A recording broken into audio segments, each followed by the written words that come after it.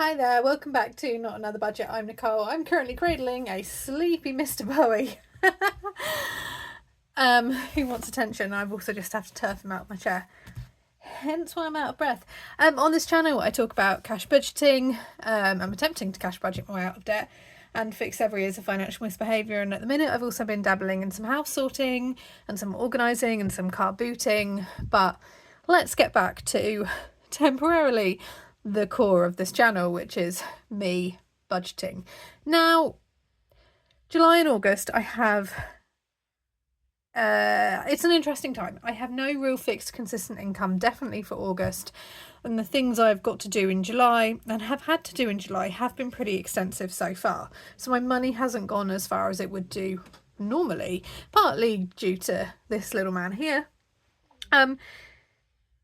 And I've taken on a part-time job, and I found out some more things kind of that are coming down the pipeline that it's worth me having a discussion about now. And yes, I know I have said for what must be the upteenth time that I do owe you a May and June budget reconciliation video.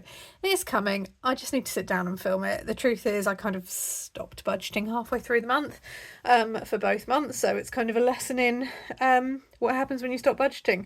I mean, the world doesn't fall down, that's good to know, but apart from that, nothing else much good. I had to kind of reevaluate how I was going to do, and the camera is going to be giving me some focusing problems for the time being. We're going to roll with it. I had to sit down and reevaluate what I was going to do about July and August, because I realised really quickly that I couldn't budget in the way I would do normally. And that is because there was this inconsistency and cash flow and managing cash flow and how much I had in my pocket, what I would be getting in, which was cash in hand and therefore not be in my bank account through car boots, what would be staggering in through Vinted or not staggering in through Vinted, what would be paying out as a set wage in the case of a bursary payment or a part-time job payment, plus anything else that I could do, what my expenditure was going to be and how I was going to balance that, given that I've gone from being out of the house 5 days a week to now in the house virtually all the time. And the shifts that I'm working are not your normal kind of day. There are 2 till 10 p.m. or there are 6 a.m. to 2 p.m. or they might be a 10 p.m. to a 6 a.m. So all of that meant that I just had to really go, the wonderful budgeting setup that I've created is really going to have to tweak as a one-off, because I am going to have to do things completely differently. Now, in terms of my lifestyle over this past 2 months, and indeed for the first definite 2 weeks of July going into the third week so far, has been very much a case of keeping travelling to the minimum. As and when I need something from a food shop, go and get that thing rather than doing a big shop or a weekly shop. Not depriving myself, but if I don't need to do a £60 food shop, I'm not doing a £60 food shop. I might just run up the shop and get the £4 or £5 item / small things that I need, and that might be every couple of days rather than once a week. Any travelling I am doing, I'm trying to tie it into kind of multiple trips at once, and just being mindful of like where people have gone, oh, do you want to pop over, or should we do this now that you've got the time off? And where people have been saying, oh, we've got the summer off, let's go do this. It's been very much a straight no. And I've been quite blunt and being like, because I can't afford to unless you want to pay my bills for me. And that may be something as simple as going with my sister, who is a huge Swiftie, to go and see her costumes, which are available to view for free at the V&A Museum for a limited period in July and August. Something I have no interest in Taylor Swift. I'm not a Swiftie, but I have an interest in costumes. That previously would have been something which I would have jumped on, but I look at the accumulated costs of that and the time that it would be taking away from me earning money, and the answer is no. Really sorry, not doing it. Anyone who's like, oh, maybe we could go off and do this and we can do an overnight somewhere, or we could do a day trip, the answer has been no. The petrol is, if I need to put £50 petrol in, I'll put £50 petrol in, but that's because I want to top my car up, which is what I did at the first week of the month. And I'm keeping my petrol at half a tank minimum, and then I might put in £10 or I might put in £20. But that is very much dictated by what I'm doing in that week. Mr. Man is, of course, you can kind of see his tail there. Mr. Man is, of course, being his usual expensive self, and that is not helped by the fact that he's getting into scraps with ferocious female tabby cats who have absolutely, like, body slamming him out of nowhere and winning every single battle that they're engaging in with him. But all of that is just adding as per usual. So what I've done is really, really simple budgeting. I've done a list in July and August of what I think my bills are and where things are coming to the end, where memberships and stuff might be ending, where insurances might need renewing, etc. Where payment dates are flexible, i.e. they just need to be paid by the end of the month. They're not going to cut you off if you haven't paid within a week. All of that is down and listed. And then as and when I have made a payment to something, I have ticked it off.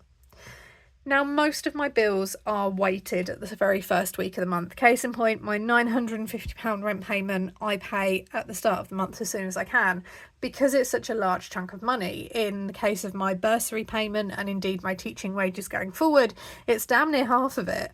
And for me, I don't want to have that sitting in my account just being chipped away at because I think it's going to be fine. I would much rather just get that paid and done with. But I don't need to pay that until the 17th.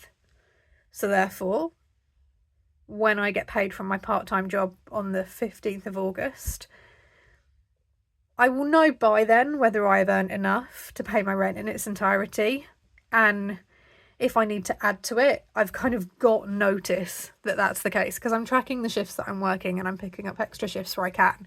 I am up to £672 out of my £950 total needed for August. So, and I've got 2 more earning weeks to get there. So I'm fairly confident that it's not going to be a problem. And indeed, I might walk away with a little bit extra, but I don't know why we are having focusing issues. Thank you very much.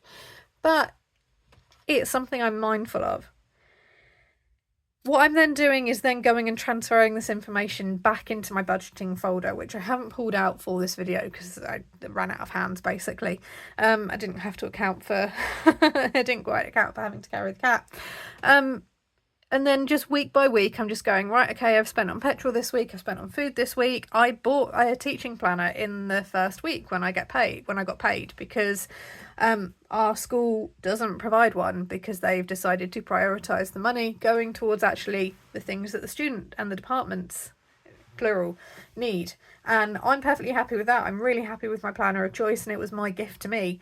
So something like that has come out in the first week of the month, and the £10 petrol that I topped up last week will come out in the second week of the month, with the overall view that I will do I say this, I've still got to do it for May and June, but they're coming, with the overall view that I'll just sit there in July and go, here's what I spent for these weeks, here's what happened, here's what came in.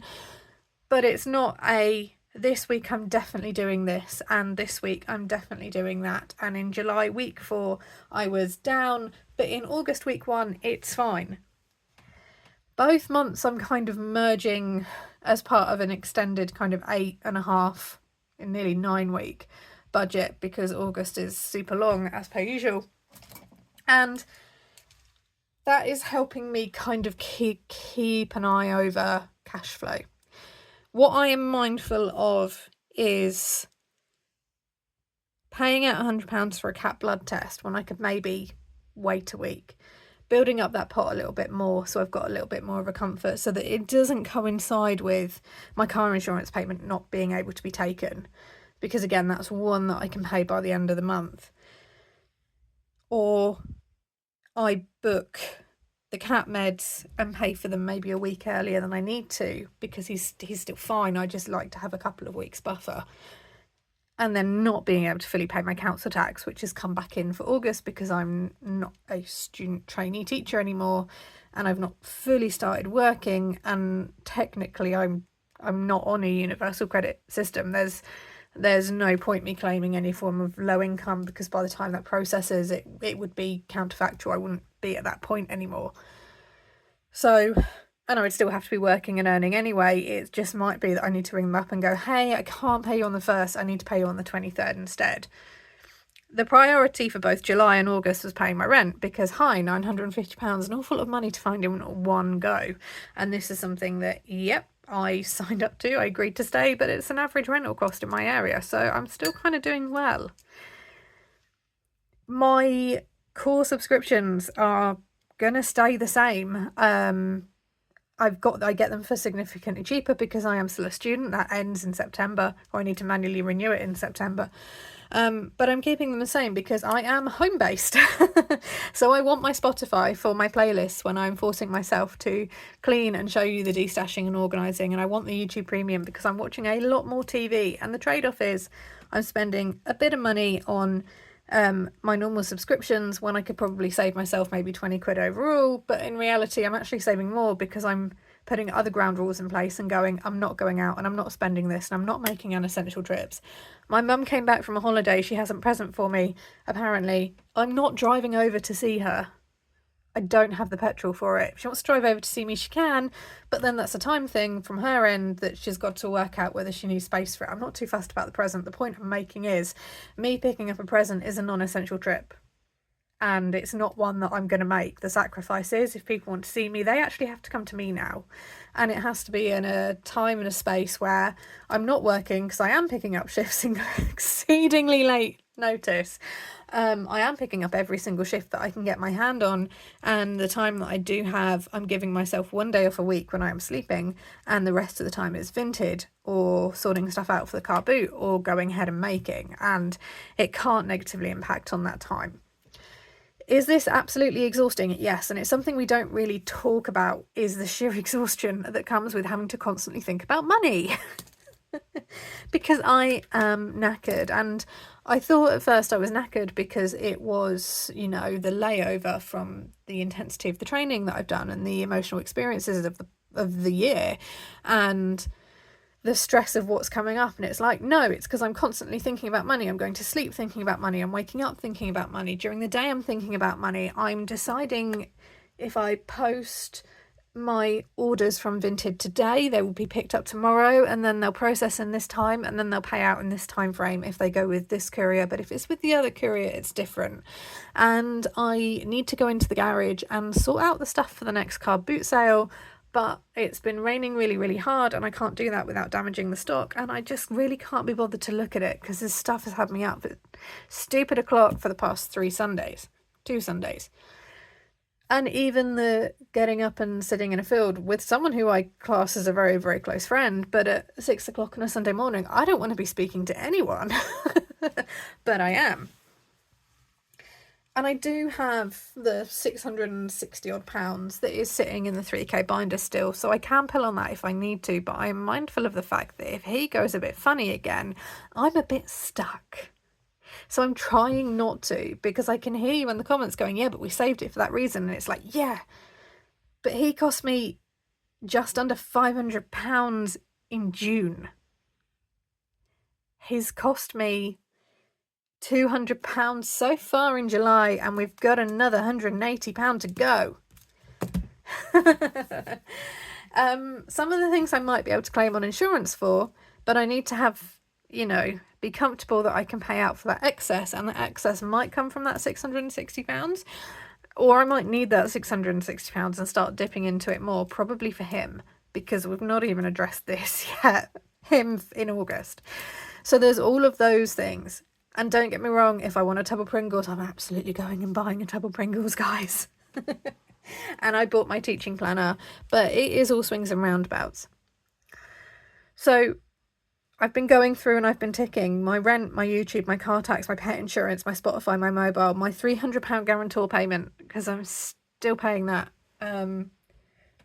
is there. And then they said, it's okay, you can pay us £150 in August and nothing in September. And realistically, I could do with the nothing now. But they had plans and they were like, yeah, we're going to use it. And ultimately, it is what it is. I've got the council tax coming back in August, which is frustrating,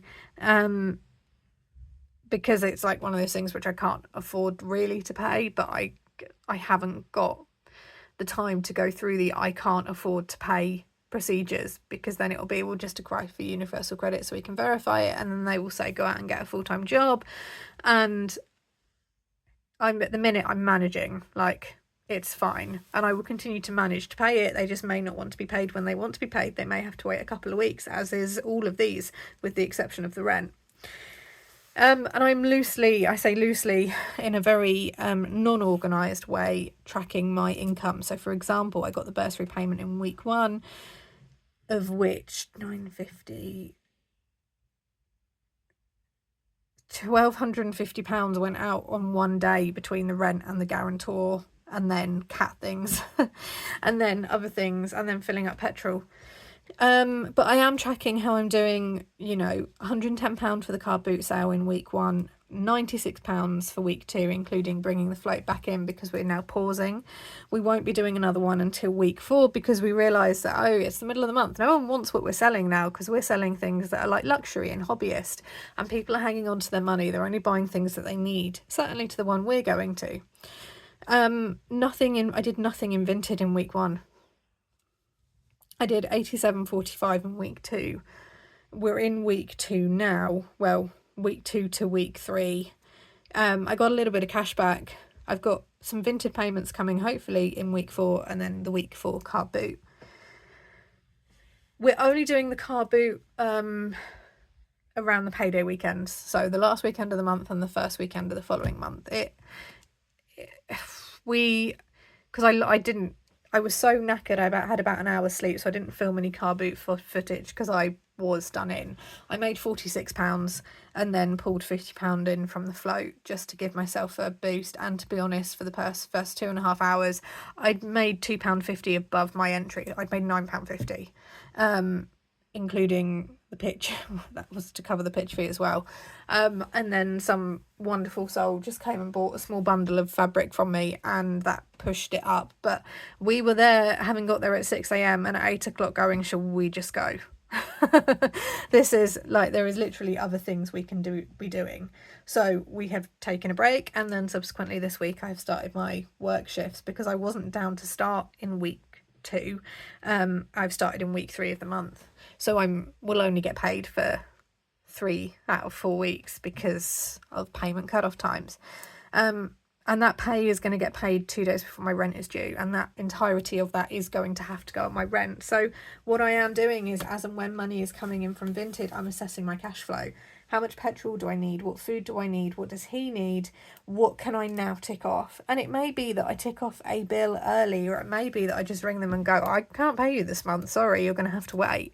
Trying not to get to that point, but it is there in the background if I need to. I'm going to continue with Vinted, although a lot of the stock that will then be going up is things that I have to make. So I have to make those things now. And that's where that is all, hopefully from tomorrow, the day you're seeing this, from today, I will be able to be getting that stuff like made up and listed. But realistically, it's going to be about 3 to 4 days of me making before I then list. So I'm unlikely to see the results of that until week 4. Possibly the first week of August maybe, and therefore I need to keep refining and taking offers and accepting, even if they're lowball offers, on my current Vinted stock, just to keep that account balance up to date. As I said, I'm up to 672 out of the 950 that I need. That's only an additional 22 hours that I need to be rotated for, but I could be rotated in for 8, so I'm not relying on it. So that is everything that's going on. We're 3 weeks into this 8-week period, 9-week period. So I've got 6 weeks of this nearly left. And I am working all the way up until I start teacher training. I finish that weekend. The 29th of August is when I finish. And I am then in on the teacher training days from the following Monday and the Tuesday. And then Bush we're in. So alongside this, I'm going to have to be planning. I'm going to have to be going with it. But there is no magic fairy coming along, and I kind of need to keep hold of the money that I have in my 3k binder as much as possible. Ideally, if I have an absolutely flying, with what I make, if that flies off the proverbial online shelf, fantastic, and really puts me ahead. And don't get me wrong, if I might choose to pay some of August bills early in July if I just go tick tick tick tick tick. and get that done, because there's something coming up in the near future, and I'm going to pause for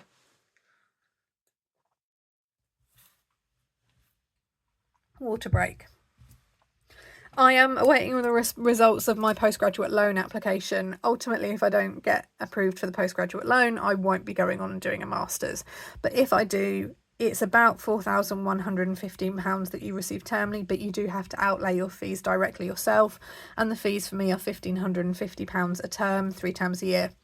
So I won't get to see all of that £4,115. And if indeed I am approved for student finance, you won't see videos weeks in advance going, this is what I'm going to do with it this year, because September, even for me, is going to require a day of financial admin to get my head around just for September. Here's why. I don't have the guarantor payment of £300.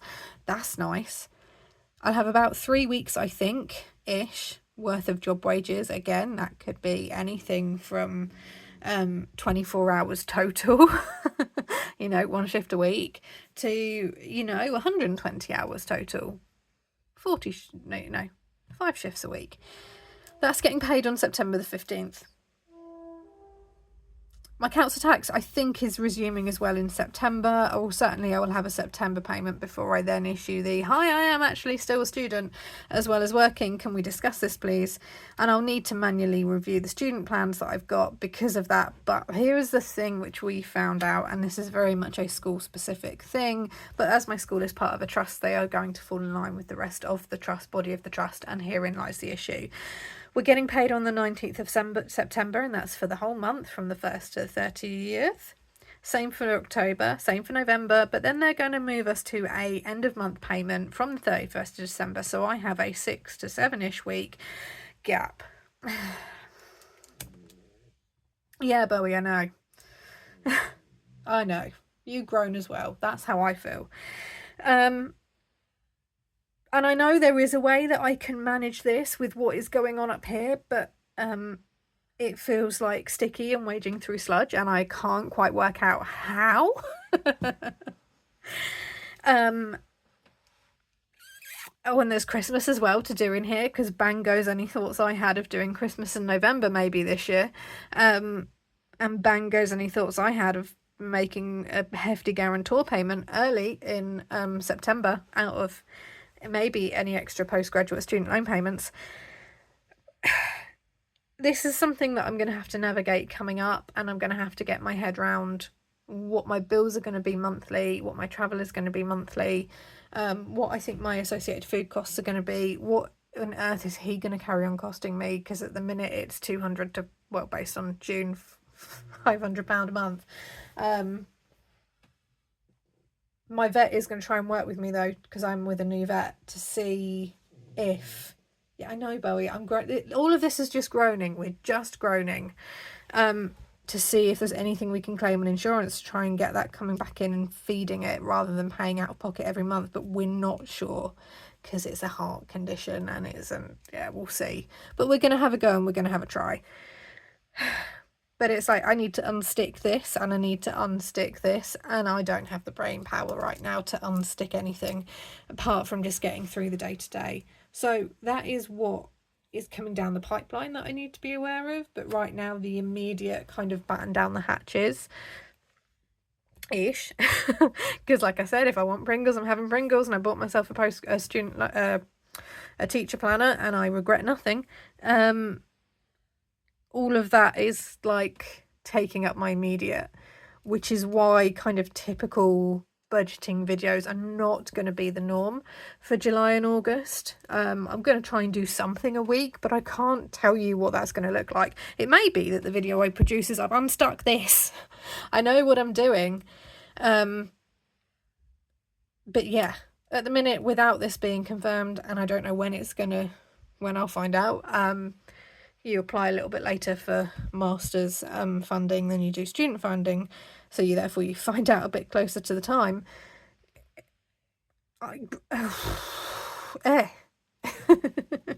And again, hourly paid, picking up shifts wherever you can. Yeah, we'll see. But I felt like it was high time I did a budgeting video for you guys and just let you know what is going on. I've discovered Bowie's got a really mucky patch on his tail, which I need to deal with, which he doesn't want me touching. Okay, I'm gonna have to give you a bath. Right, I will see you tomorrow with a, this is what you've missed, this is what I've organised, this is how this is going, here's how Vinted is going, here's what I'm making, and yeah, we'll see. I'm hopefully going to get a YouTube payment as well in August, but I don't know how much that will be. I know I've hit the minimum payout threshold because I've got accumulated May, June and July. But again, I don't know what that will be, and I am pushing to kind of get a larger one because that will certainly help as well. And that should, depending on what it is, cover, if I move my council tax payment date, that should cover that if I move it. So all of this constant like juggling and balancing, it's exhausting, and I do not wish this on my worst enemy, this type of sheer exhaustion. And I would like for once just not be thinking about money in this way, but this is what is happening, and therefore we're gonna roll with the punches for the time being. Thank you so much for watching. I will be back with you in another video probably tomorrow. I hope you have a fantastic budgeting week wherever you are in the world. Bye for now.